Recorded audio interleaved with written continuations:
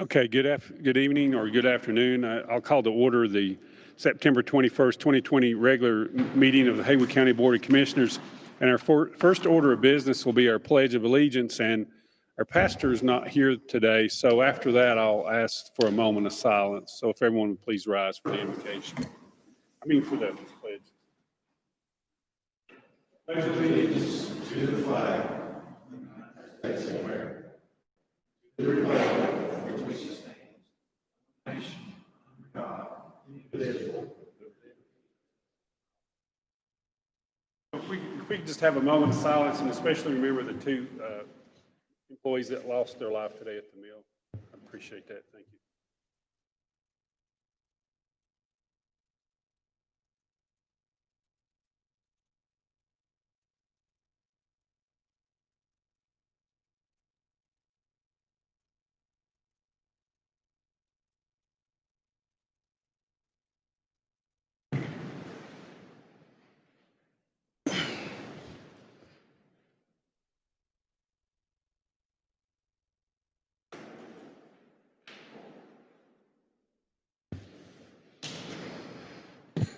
Okay, our next order of business will be the call for public hearing and a public hearing. So we have the call for public hearings to be held October 19th, 2020 at 5:30 in the historic courtroom of the County Historic Courthouse located right here for the consideration of a wireless telecommunication facility application pursuant to Haywood County Code of Ordinances, Chapter 115, and it's a wireless telecommunications facilities. We have our operations director, Chris Boyd, here this evening. I'm sorry, Chris, my days are mixed up. Thank you, Mr. Chairman, Board. I'm here to request you set that public hearing for consideration of this application for a special use permit. This is a little different technology than you've been used to seeing applications for. This is a satellite internet technology. It's still a wireless. There you go. Yeah, you want still to a come wireless through. telecommunication facility, but it doesn't have a tower associated with it. Everything will be from a microwave dish to satellite, and nothing will be more than 10 foot above ground level.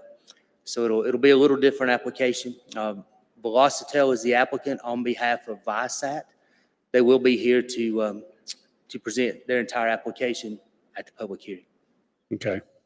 And we can ask them questions about possible internet connections and yes, sir. And what kind of information that I understand that might be some of that. So yeah, I did a little research on Viasat, and they provide different packages, obviously, on what you want to pay, different speeds, different gigabytes. So it's kind of open to what you want to pay, like all other internet services are. Okay. Does anybody have any questions for Chris about any of that? Okay, hearing no questions, I'll entertain a motion for this public hearing to occur. So moved. Is there a second? Second. Okay, all those in favor indicate by saying aye. Aye. Anyone opposed? Okay. Thank you. Thank you, Chris. We'll have that next at our October 19th meeting. Our next public hearing, this is a public hearing for the submittal of a grant application to the North Carolina Department of Commerce for North Carolina Community Development Block Grants, or CDBG. We have our program administrator, David Francis, here to describe that. Welcome, David. Good evening, commissioners. Everybody's doing well. I think fall caught us a little bit by surprise this morning. What I want to talk about is the Community Development Block Grant or Grants Program that is administered through a federal program locally by the state of North Carolina as well. This is a general public hearing for community block development grants. Not at all like we were doing with housing or a call that we potentially will have with a COVID-related issue. This is just the community development, the general grants. So as I said, the funding comes down through the Department of Housing under the state Community Development Block Grant Program. States award grants to smaller units of general government, i.e. Haywood County, and develop and preserve decent, affordable housing to promote services to the most vulnerable in our communities and to create and retain jobs. Annually, each state develops funding priorities and criteria for selecting projects. These funds then come to the North Carolina Department of Commerce. And these CDBG grant programs that are administered through the block part is the Rural Economic Development Division, or the acronym of RED, and several other federally funded grant programs. We also receive or can receive through the Department of Environmental Quality. We can also receive block funding through there as well too. So these are the types of different programs that you can use. Building reuse program to develop or redevelop a aging and dilapidated building. They have a program for that. Public infrastructure grants, that's what would be through the DEQ for water sewer programs. Demolition grants, this would be one of the grants that if the hospital was not going to be turned into affordable housing, this was one of the grants that we would have used to pursue to pay for funding for the demolition of the hospital. Disaster recovery funds, including support for COVID-19 coronavirus. This is a program that we are working on and recently announced grant funding that we will be bringing back to the commissioners shortly. So we'll be working under disaster recovery funds, and then community housing grants, which is one of the ones of the programs that most folks know about with the HUD and the block grants that we receive. We said the Rural Economic Development Division, RED, CDBG funds flow to Haywood County, also to municipal towns can have those funds as well. And awards are made on a competitive basis. So we have to complete grants. Those grants are reviewed by the folks at the Department of Commerce and then awarded on a point system or scale of how those grants are paid out. Applications received are compared to other funding and availability as well too. So that is in the quick nutshell of the Community Development Block Grant Program. If you have any questions, I'll be glad to take some of those before the public hearing. Okay, any questions for David pertaining to CDBG programs?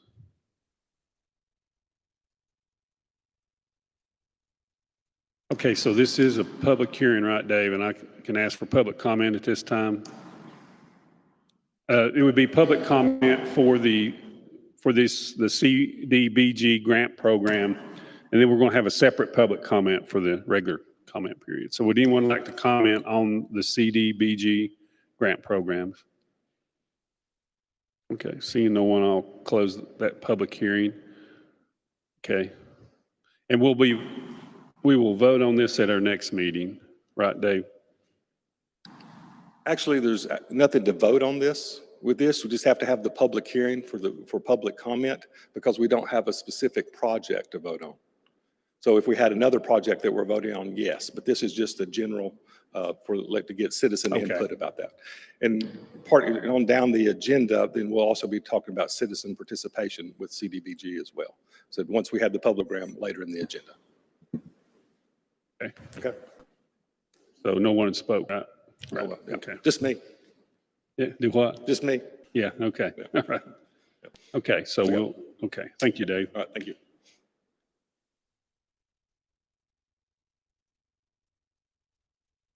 Okay, your next business is our public comment session. Did you hear anybody sign up, Tracy?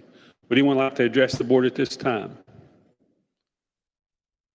Okay, seeing no one, we'll move on to our regular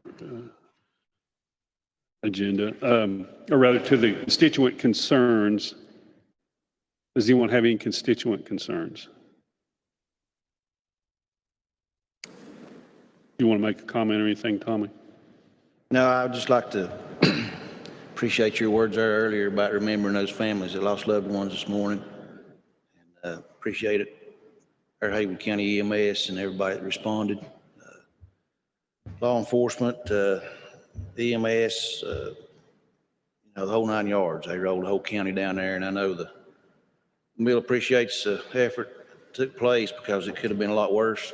If the fire had spread, there'd have been a lot more damage. But we certainly can replace buildings, but we can't replace loss of life. And just want to say it was a very sobering day, and we definitely want to remember those families.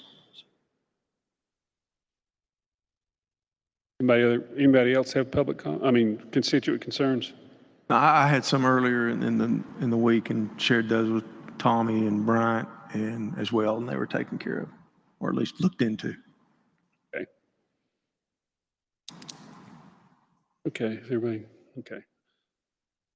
Okay, we'll move on to administrative agency reports and presentations. So the first will be a report on the year-end occupancy tax numbers for Haywood County Tourism Development Authority. We have our TDA Executive Director, Lynn Collins, here tonight, and welcome, Lynn. And I was looking at your report, and it looks pretty decent for what we experienced in the spring. Good evening. Yes, it does. We were pleasantly surprised. Certainly not what we anticipated, but we'll take it. I wanted to start out with this beautiful photo from one of our local photographers. I thought it was very appropriate in that it's such a beautiful nature scene, but also I think they're exhibiting social distancing quite well. So it was taken up at the Maggie Valley Overlook from the Blue Ridge Parkway.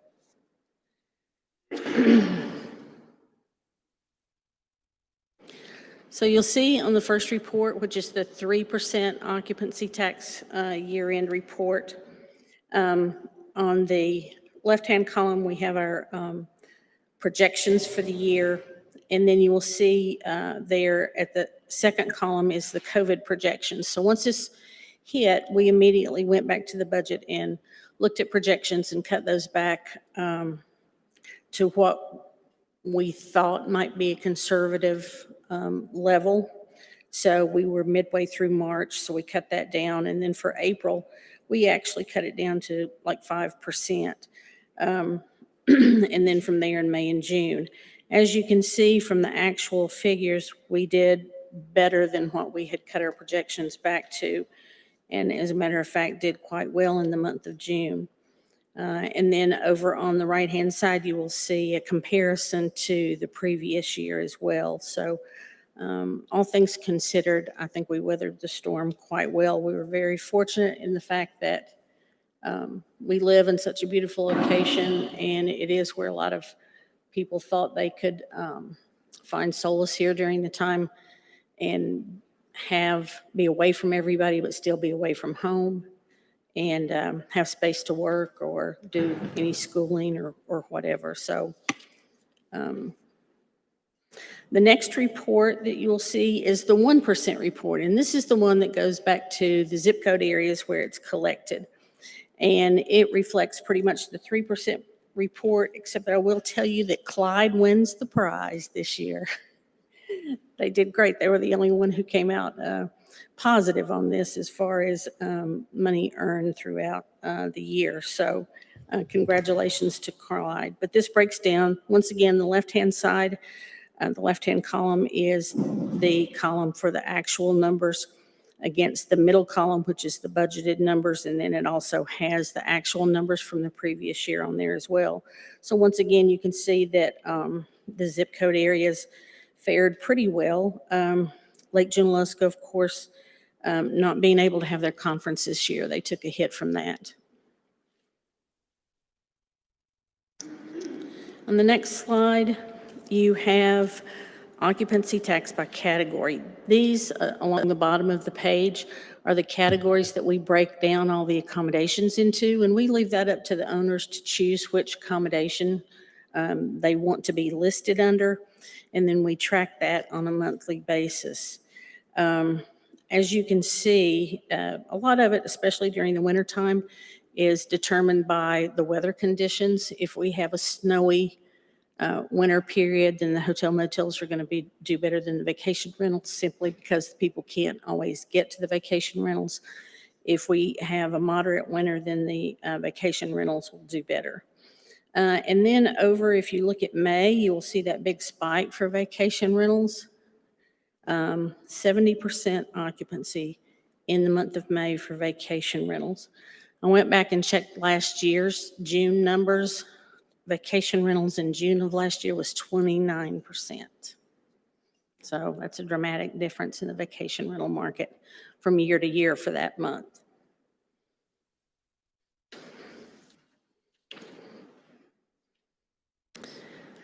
The next slide actually shows gross room night sales by zip code. We always talk about the tax, but we don't often look at the actual gross room night sales. So for 18-19, gross room night sales just on accommodations was $40,864,945. And then in 19-20 for the year, it was $38,497,315. And you can see there that Maggie Valley has the majority of the inventory, and consequently, they have the majority of the gross sales on an annual basis.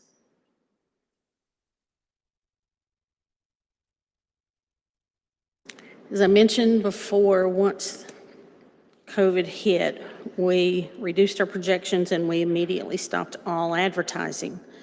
But when we felt like it was safe to start putting out some messaging again, not necessarily inviting them to come immediately, but just to get the messaging out there for them to be thinking about us, we decided that we would use a campaign of pickup lines. So I've got a couple of examples here. The first one is the "Did the sun come out or did you just smile at me?" This is the first one that we used, and this was a postcard that was sent out to our database. And it was received very well. And then the next page are some different pickup lines that we had used, and this was all done in digital and social. And we got a very good response from this. Everybody thought it was amusing and clever, and we got a lot of calls and emails and requests for information based on this campaign. Next, this I bring to you every year. It's the economic impact of travel in Haywood County, and this is prepared for Visit North Carolina by the U.S. Travel Association. Generated expenditures from tourism increased by 7.5% over 2018. More than 1,900 jobs in Haywood County are attributable to travel and tourism. Travel generated $45.11 million in payroll. Local tax revenues generated from travel to Haywood County are $7.6 million. State tax revenues are $11.14 million. And as I always say, this is the most important item on this particular page. As a result of tourism, the tax savings per Haywood County resident is $296.22. And then Haywood County ranks 28th in the state for tourism expenditures, and they rank number 5 in the Western Prosperity Zone. I had Tracy leave a handout for you at your place, and I thought you might be interested to see some of the work that our agency does for us. It's Crawford Strategy out of Greenville, South Carolina. We've worked with them for 4 years now. And this is their year-end report that they actually came and presented to the board last month. So this gives you an idea of some of the things they did in their process through the pandemic as well, and how they helped us work through that. But the main thing, one of the main things that I wanted you to see on this is the back page. And it shows all these photos of people here doing things. We have occasionally gotten comments about using an agency out of the area. But I want to tell you that these people love Haywood County. And they don't just come up here when we have a meeting. These photos are all photos of them being here on their own time, participating in activities in Haywood County. So they are up here frequently on weekends, and they're staying in accommodations. They're eating in our restaurants. They're shopping in our shops. They're hiking in our trails. And so I just wanted you to see that and know that information about this agency, that they really love this area. So that makes us feel like they even work harder to do a good job for us, and that they understand the messaging that they put out for Haywood County, because their visitors here themselves frequently. So I'll be happy to answer any questions if anyone has them. Does anybody have any questions for Lynn? Lynn, I guess comparing last year over this past year, or the previous year, being -6 with all that's happened was pretty good in the whole scheme of things. But do you have any idea what July, where we're at in July? Is it too early to ask that question? July is the best month that the TDA's ever had as far as occupancy tax collections. There's a lot of pent-up energy out there. And as far as it looks right now, we're going to have a really strong fall. And we're getting a lot of calls right now for the holiday season. I figured so, just my gut tells me that, but my thought is if we hadn't had COVID hit, where would we be? So Well, overall, it's pretty good. actually, we were having a banner year up until that point. When COVID hit, we were 20% ahead of budget. Obviously, that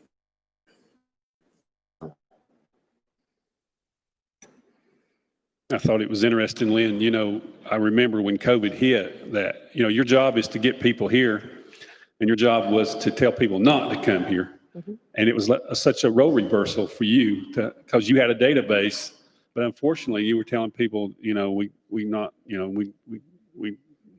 want you to come later. So Yeah. I guess that was a role reversal for you and your staff, but, and I think you really got the word out and I appreciate that. So, but Thank I you. think we've kind of turned the corner, if you will, on a lot of this. We've kind of learned how to, I think our accommodations have learned how to handle the COVID virus to where they could sanitize, I guess, and do certain things a certain way, and to where we can continue on. And it's great news that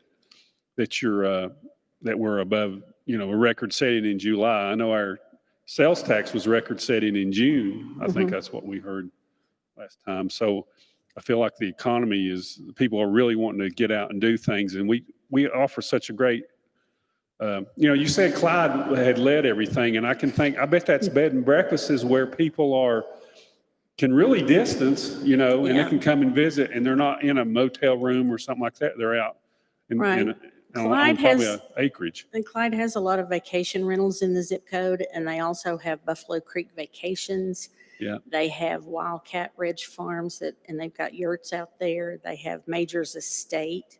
They have all these interesting properties in that zip code, and they just keep gaining steam, getting more and more. So. Yeah, that's great. Yeah.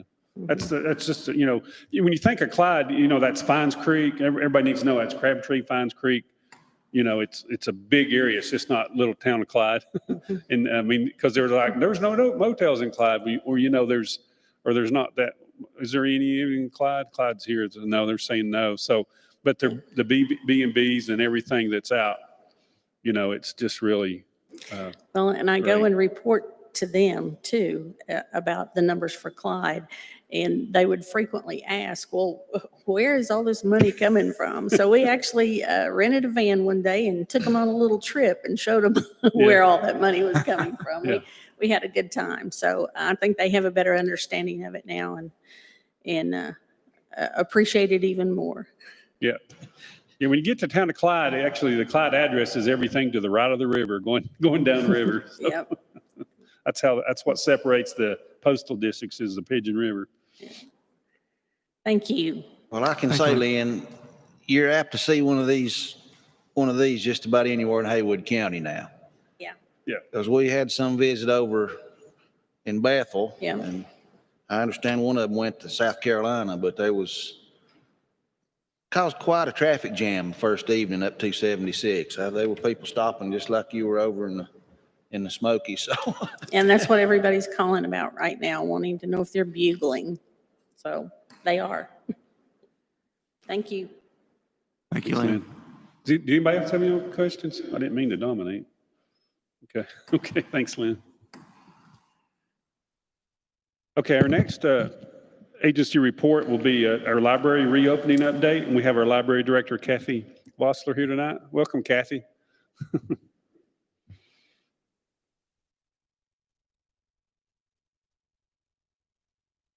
Good evening. Evening. As you know, all branches of the Haywood County Public Library have been closed to the public since March 16th. Over the past 6 months, library staff have continued to serve Haywood County in many new ways that we would have never expected prior to the pandemic. Both full and part-time library employees were called on to staff the Haywood County COVID-19 hotline from March 27th through the end of May. On June 1st, we began curbside pickup at the Waynesville branch with our core group of 11 full-time staff. On June 29th, we began curbside service with 3 full-time staff at the Canton branch. Since we began curbside, we have had over 5,000 pickups of materials at the Waynesville and Canton branches. With no possibility of offering in-person programs as we regularly do, library staff began writing, producing, editing, and posting virtual programs on the library's website, Facebook page, and on the Haywood County YouTube channel in late May. Since then, we have posted over 80 original programs to include story times, book talks, cooking classes, art instruction, gardening how-tos, history and genealogy programs, and instructional videos on how to access online library resources. Our virtual programs have had outreach success greater than we could have ever imagined, with one of our programs being viewed nearly 400 times. In addition to staffing the COVID-19 hotline, curbside pickup, and virtual programming, during the closure, staff inventoried over 35,000 items at all of our branches, continued to order and process new materials for checkout, issued new library cards, assisted cardholders with holds, technical issues, and reference questions over the phone, and attended work-related webinars and online continuing education courses. After recent discussions with our county manager, director of operations, and the library board of trustees, with your approval, we are planning to reopen the Waynesville and Canton branches to the public beginning Monday, September 28th. We will offer limited public access with grab-and-go browsing and checkout. For the safety of staff and the public, face masks covering the mouth and nose will be mandatory for those 5 years and older. We will have cotton masks available for anyone who does not have one. The Waynesville and Canton branches will be open Monday through Friday, 9 a.m. to 1 p.m. for in-person service only, and curbside pickup will continue to be available Monday through Friday from 2 to 4 p.m. Regrettably, not all services will be available when we reopen, but will be phased in as local conditions and guidelines permit. We are taking a cautious approach to reopening with limited in-person services to select and check out library materials while still implementing safety measures for staff and the public. Services available will include quick browsing and checkout of materials, curbside pickup, virtual programs, 24/7 Wi-Fi in all branch parking lots, and all digital resources through the library's website. Services unavailable at this time will include public computer access, seating, and photocopying, printing, and faxing. Computer tutoring will not be offered, and non-library meetings will not be booked or held at this time. Due to limited occupancy and concern for public and staff safety, we request that visits be as brief as possible, no more than 30 minutes. For those who are not ready to visit inside or who cannot wear a face mask, curbside pickup will still be available from 2 to 4 p.m. Monday through Friday. The Fines Creek and Maggie Valley branches will not reopen at this time. At both libraries, we will have staffed one-way entries and exits to greet the public and to answer questions. Occupancy will be limited. Janitorial staff will be deep cleaning common surfaces daily, and library staff will be frequently disinfecting shared surfaces. Staff will be wearing face masks, and they are required by the public for entry. Plexiglass shields are in place at circulation desks, and hand sanitizer stations will be available as our public restrooms for washing hands. We ask that everyone social distance when waiting in line to check out materials and to be mindful of maintaining at least 6 feet of distance when browsing library shelves. Older adults, those with underlying health conditions, and others at heightened risk from communicable diseases are encouraged to limit time in the libraries. Those with obvious signs of sickness should stay home. Those who are sick or who cannot wear a mask will have curbside service available to check out physical materials. Cardholders may continue to access online digital resources. To limit time spent at the library, holds may be placed online from home using the catalog link on the library's webpage. For assistance with placing holds or for other technical assistance, staff are answering phones at both branches. Returned items must be placed in outside book drops at any branch, so they may be quarantined. Credit card capability has been added to the Waynesville and Canton libraries and through the library website to limit cash handling. With libraries reopening, fines will once again accrue.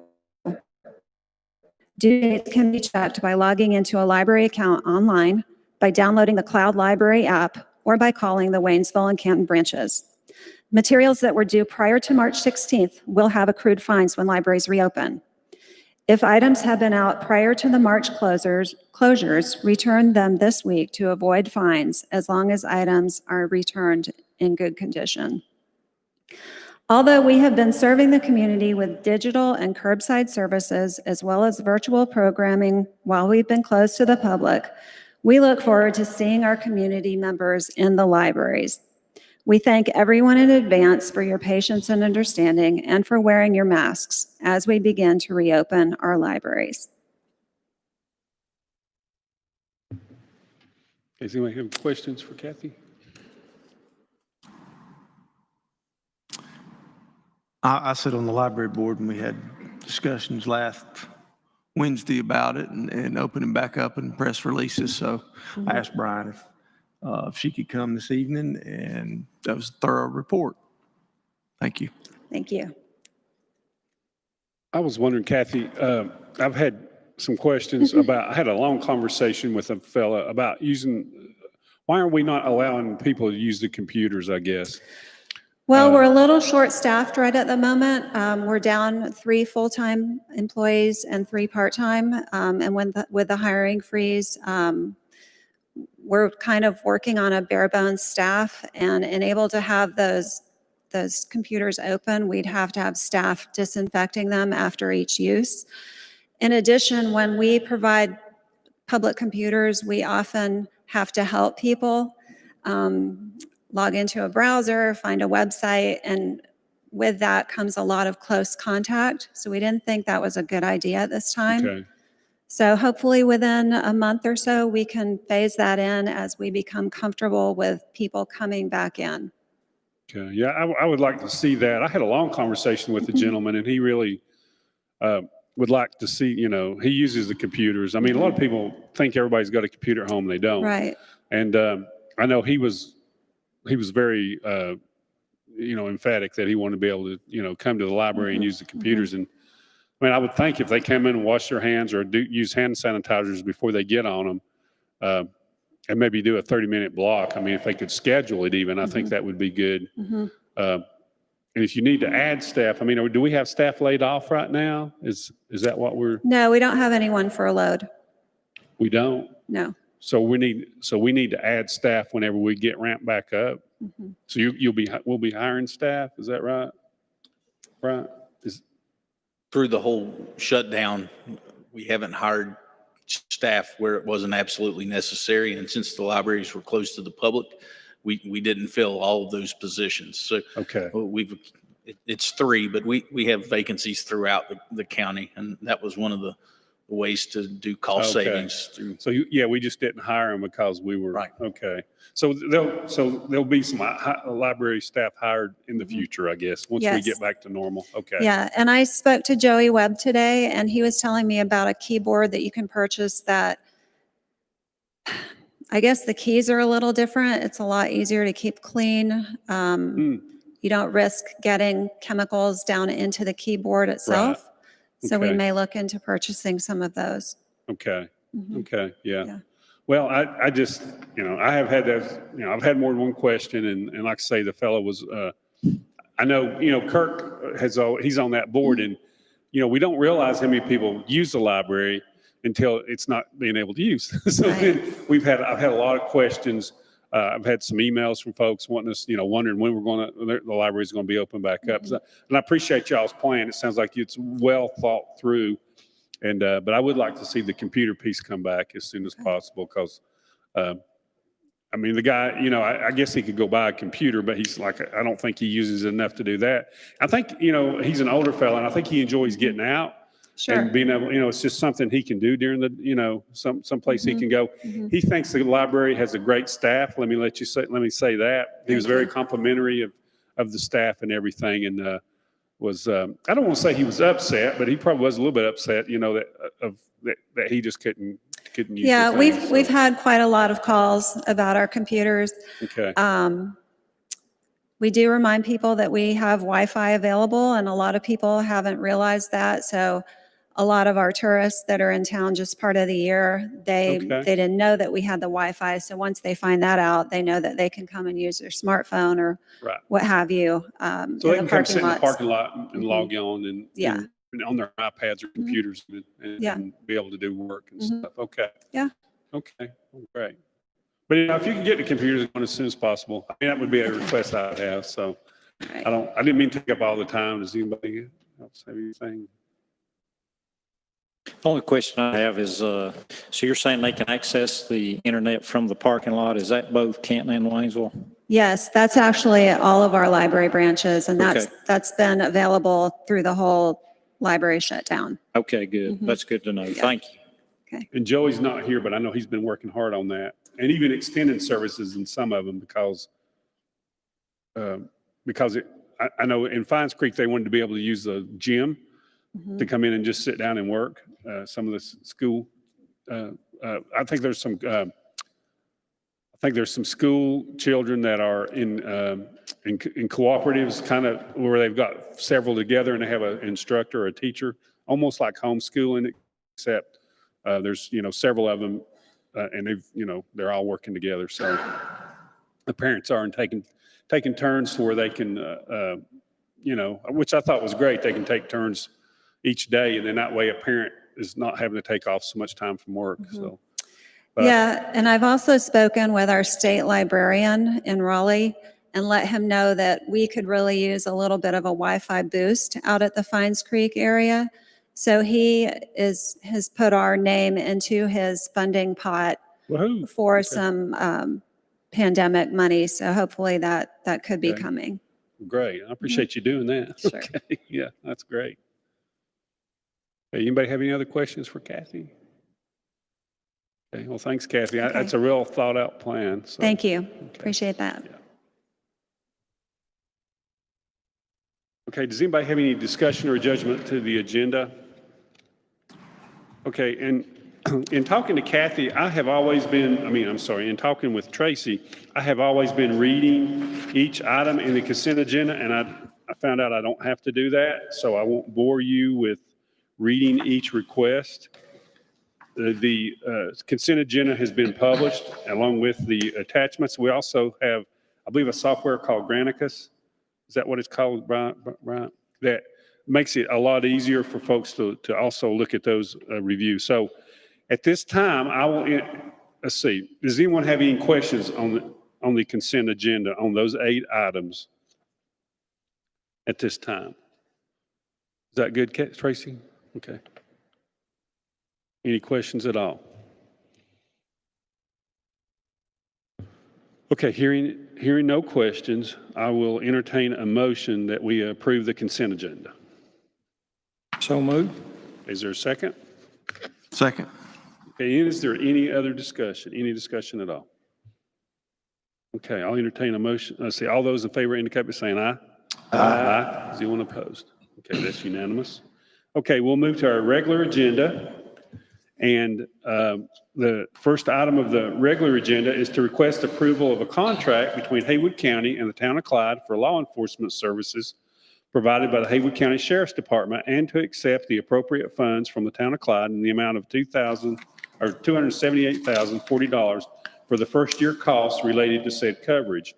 We have our Chief Deputy, Chief Haynes here, as well as our Sheriff, Greg Christopher, and also here is the Mayor of Clyde, Jim Trantham, and the Mayor and the Town Manager, Joey Garland, in case y'all have any questions. So welcome, Sheriff. Hey, good afternoon, gentlemen. Thank you for giving us this time at the podium. you have introduced the folks from Clyde. Y'all want to step up here? Come on up, Mayor. Come on up, Frank.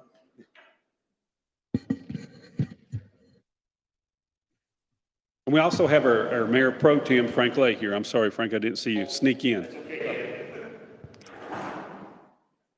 I just want to say, and I'm going to step away from the microphone, that you gentlemen have this. You've read all this contract.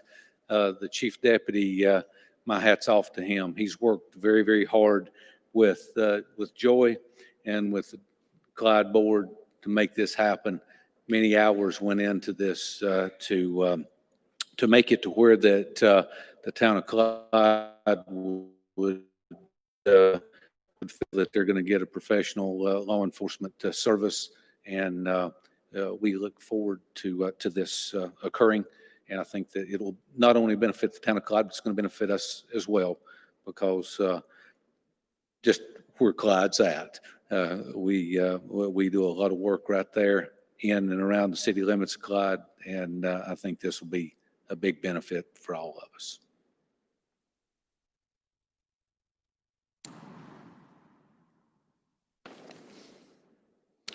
Good evening, Commissioners. What you see in front of you on the agenda is requesting approval and the signature or the signing of a contract between Haywood County and the town of Clyde, the Sheriff's Office, to provide law enforcement services in every capacity within the city limits of Clyde. Of course, we already do that in the outlying areas outside of the city limits, but this would be to include that and to act in such a way to provide those services. The contract is for, or would provide, 4 deputies and a sergeant to supervise. Each of those 4 deputies would be divided up to perform 12-hour shifts to provide 24-hour coverage 7 days a week, year-round. The assets of the town of Clyde and the police department will be basically forfeited back to the county to provide this service. This will be at no cost to the taxpayers of the county. This will be funded fully through this contract. As you can see the breakdown near the back of the contract, it's an annual contract that would begin actually October 1st, and it will go for the next 5 years.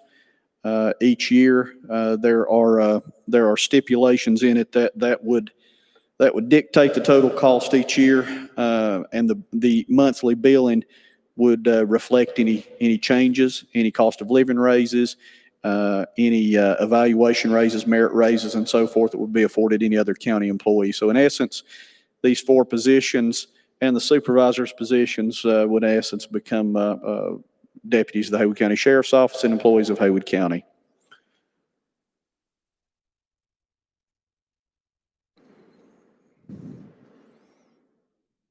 Anybody have any questions? I don't have any questions. I think this is a good job of cooperating and using the facilities that we have, the people that we have, and I'm glad you guys could work this out. Yeah, I think just two things to mention. I know we've talked about this, and I asked a question, I think, at our last meeting, but the patrol cars, as the sheriff said, will still be marked as a Haywood County Sheriff's car with a logo down on the bottom, I believe you said, with the mention of Clyde on it. Is that true? That is true. The patrol cars will be marked just as a sheriff's office vehicle, patrol vehicle, high visibility, and there will be a rocker to be located somewhere on the vehicle on one of the quarter panels that we have spoken of, and that's still to be discussed, but it will say Clyde Patrol is what's stipulated in the contract. So yes, it'll be designated as such. And then the other thing, just to mention again, this is no addition to the taxpayers here in the county. We're just going to transfer everything over. So the mayor's giving me the 0 if you can't see him. So I just wanted to point that out. That's right. And I would say yes, and I'll defer to the mayor on that. Yeah, I think it's a good joint relationship and something that's a positive thing, a positive change for us to do. So thank you guys for putting this all together. Well, I'd just like to thank you commissioners today for considering this. I think it's going to be good for everyone, Clyde, the county, Sheriff's Department. On that same note, I want to thank everybody for the hard work they've done on it. Chief Deputy, I understand you've done most of everything. And I can't forget my faithful Joy Garland here. She's worked on it also. Frank, I think he helped write the contract. Am I correct, Frank? I thank you for that. As he's, a lawyer, and we're really glad to have him on our board. We appreciate that. So thank you all for your consideration. We look forward to working with everybody. And I'd just like to say one thing. Tommy, I'm praying for you and all the people in the mill, our firefighters, our EMTs, everybody that's had to be involved with that fire today. And I'm sorry about the loss of life. Thank you, Jim. Yes, sir. Frank, did you want to say anything? No, I'll just note that I agree completely with the mayor that, Step over the microphone. They can't hear you at home. sorry about that. It's rarely a problem for my big mouth. As the mayor has noted, the opportunity to work with the sheriff and the chief deputy has been fantastic for us.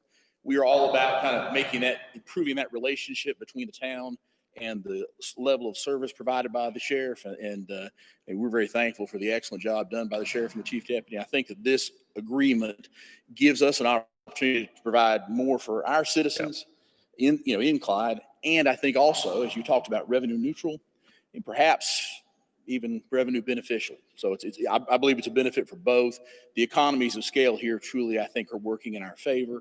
And a lot of that, I think, is due to the fact that we've had such an excellent working relationship with the sheriff and the chief deputy. And so we very much appreciate the work they've done in looking at this opportunity. We thank all of you all. And it especially helps the employees that'll be providing the law enforcement because we're able to provide better benefits than y'all. I mean, just because of the economy of scale, like you're talking. One of the biggest things, and I know the sheriff and chief deputy deal with this worry every day. It's an issue Joy and the mayor have dealt with so often is that difficulty of hiring, training, and retaining good law enforcement officers. It's so tough out there in this community. I mean, the folks that we train here locally, they're looking at them 2 and 3 hours away, hiring those people away. The sheriff's department does a fantastic job of getting good quality law enforcement officers, and I think this contract allows us to really benefit from that. And I think it's a mutually beneficial relationship. So we really are thankful to all of the members of the commission and mostly, as we said, to the sheriff and the chief deputy for their work. They've been excellent working with the mayor and Joy. Thank you. Thank you, Frank.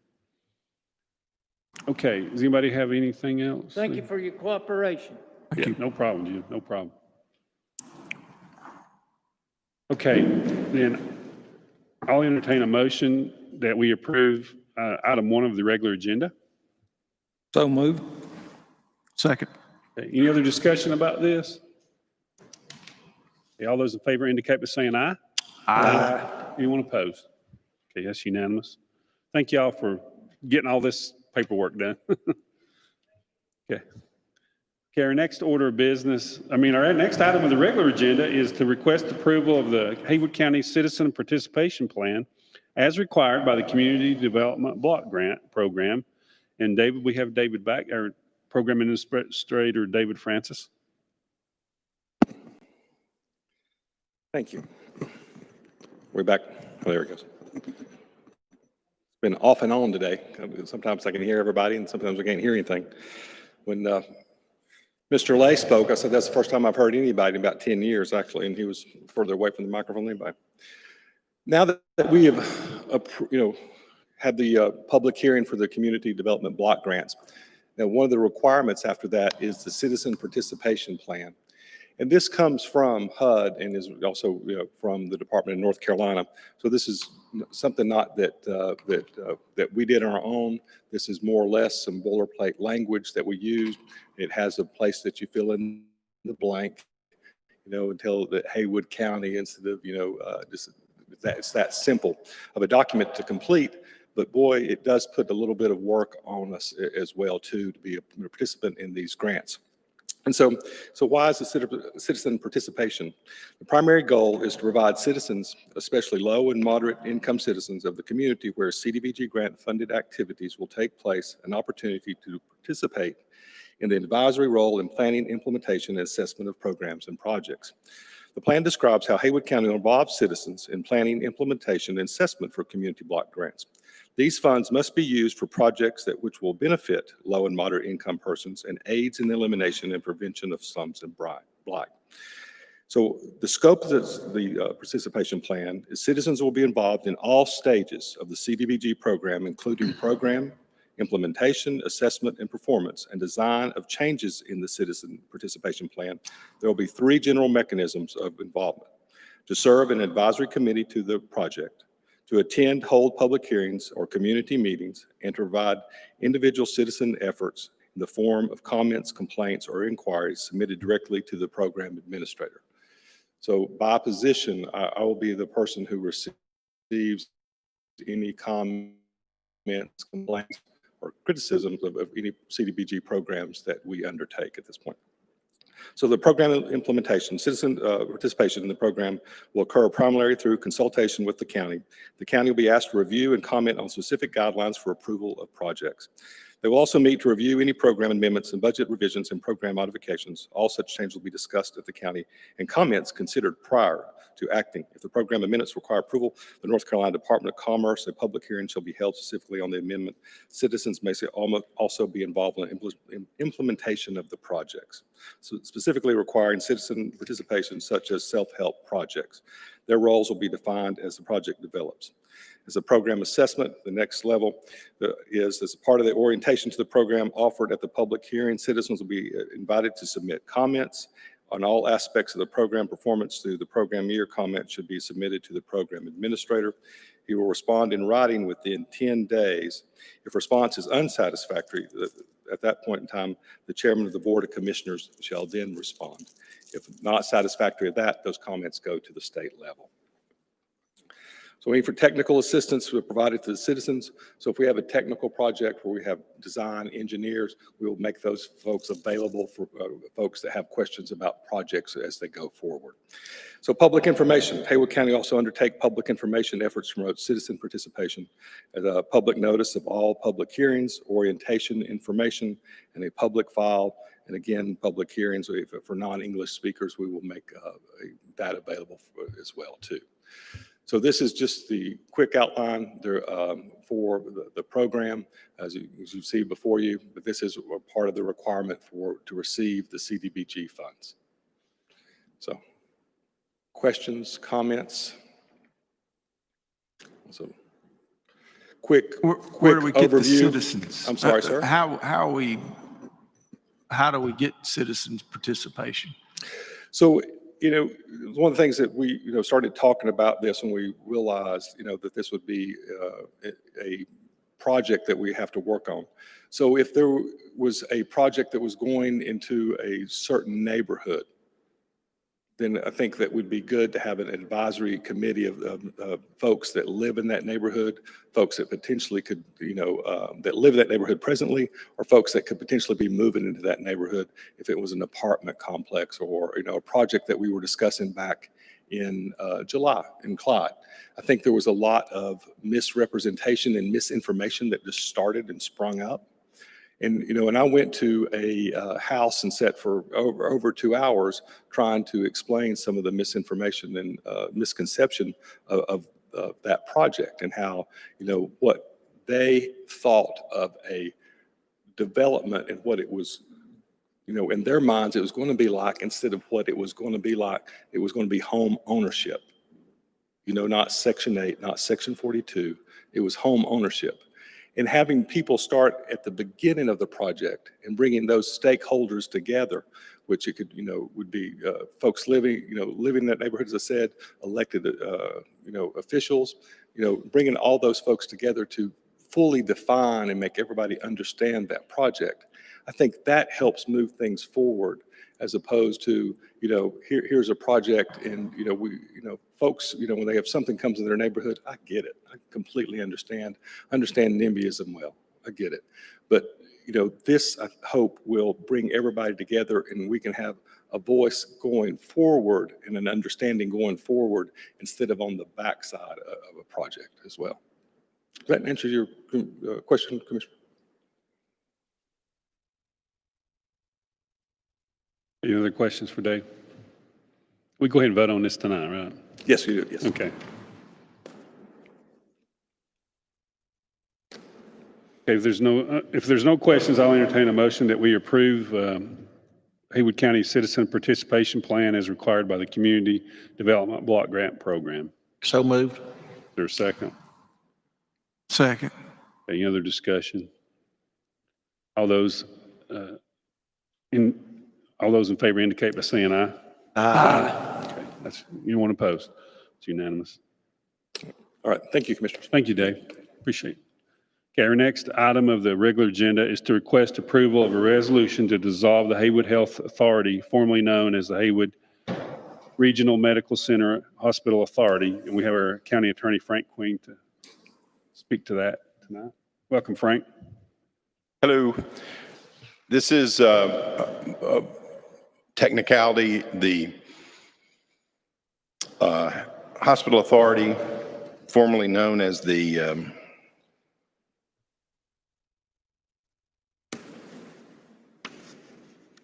Haywood Regional Healthcare Authority or something like that, now called the Haywood, has received the funds from the, or receiving the final funds from the sale of the hospital after waiting for 6 years to make sure there weren't any clawbacks or something by the federal government. Now the money's all back in.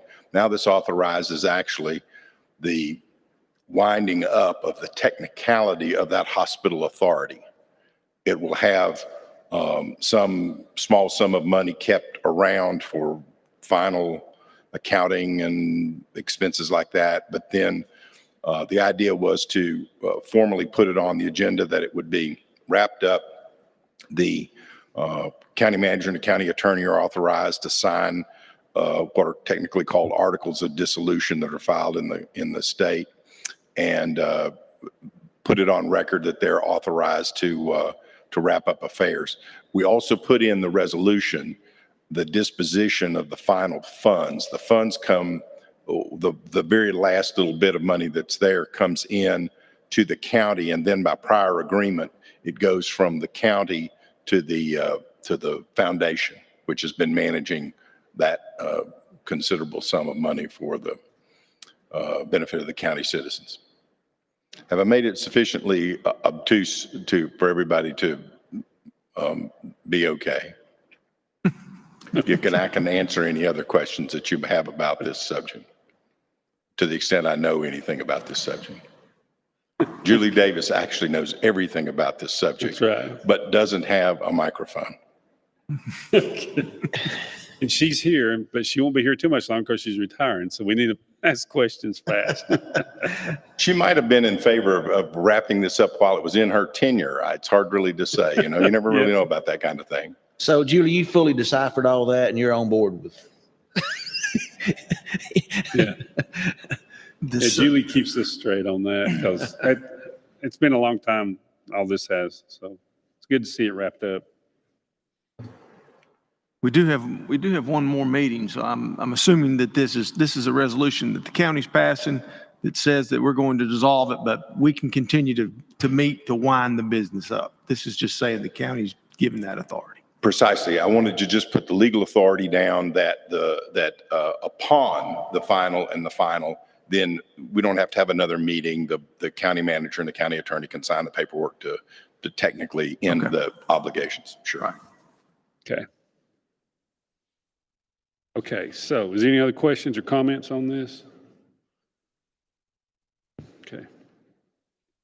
Okay, so I'll request approval of, I'll ask for a motion to approve the resolution to dissolve the Haywood County Health Authority, formerly known as the Haywood Regional Medical Center Hospital Authority. So I'll entertain that motion at this time. So moved. Is there a second? Okay. Any other discussion? All those in favor indicate by saying aye. Aye. Anyone opposed? Okay, it's unanimous. Okay, the next item of the regular agenda is to request approval of budget amendment. We have our finance director, Julie Davis, and this will be from the general fund, public safety, detention, $3,922 to appropriate an amount from fund balance to cover the amount of equipment that was added to a detention vehicle, but was not received until after June 30th, 2020. Welcome, Julie. Thank you. And I am very happy that this is coming to an end and this hospital authority is being wound up. And you will be happy to know that the money has already been transferred to the Haywood Healthcare Foundation. Great. And on this budget amendments, $3,922 that we had budgeted last year. Once again, because of COVID, things didn't come in and it came in after year end. We had committed to it. So now we're having to appropriate fund balance to cover it in this current fiscal year. That's all this is. Does anybody have any questions for Julie? Okay, so I'll entertain a motion that we approve item 4 of the regular agenda. So moved. There's a second. That like a first and a second one. So, Yeah. okay, Tommy and Mark. Okay, any other discussion? All those in favor indicate by saying aye. Aye. Okay, and how much was that in that account now, Julie, that Haywood Health Authority? We just moved 10.8 million. There's close to 20 million in there now. Okay, so the interest off that will hopefully go on for years and Fund years a lot and of years. grants, it certainly will.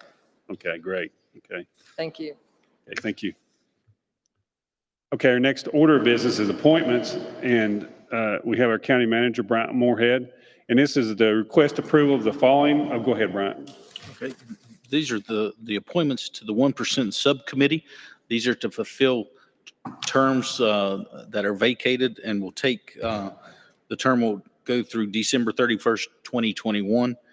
In the case of Clyde, it's an appointment because the subcommittee member is no longer a business owner in Clyde, and Clyde Alderman recommended Lisa Monteith to fill the seat.